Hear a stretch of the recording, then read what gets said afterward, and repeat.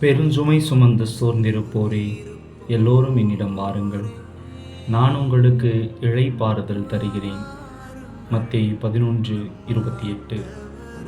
இயேசுவில் நம்பிக்கையாளர்களே, இளைப்பாறுதல் தருகிறேன் என்று இயேசு கூறுகின்றார். இளைப்பாறுதல் இரண்டு வகைப்படும். நித்திய இளைப்பாறுதல், தற்காலிகமான இளைப்பாறுதல்.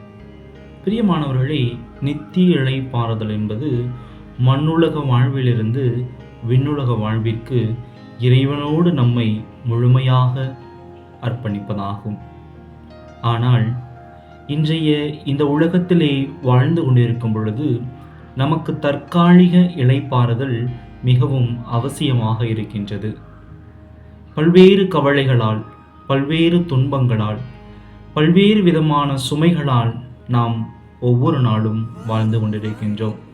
அவையெல்லாம் இறைவனிடத்திலே நாம் தர வேண்டும். இறைவனிடத்திலே தரும் பொழுது இறைவன் நமக்கு இளைப்பாறுதலை தருகின்றார். பிரியமானவர்களே, அவரே வழி. இயேசு கிறிஸ்து கூறுகின்றார், நானே வழி என்று கூறுகின்றார். அவருடைய பாதையிலே நாம் ஒவ்வொரு நாளும் நடக்க வேண்டும். என்னிடமிருந்து கற்றுக்கொள்ளுங்கள் என்று கூறுகின்றார். அவரை விட மேலான ஆசிரியர் ஒருவர் இல்லை.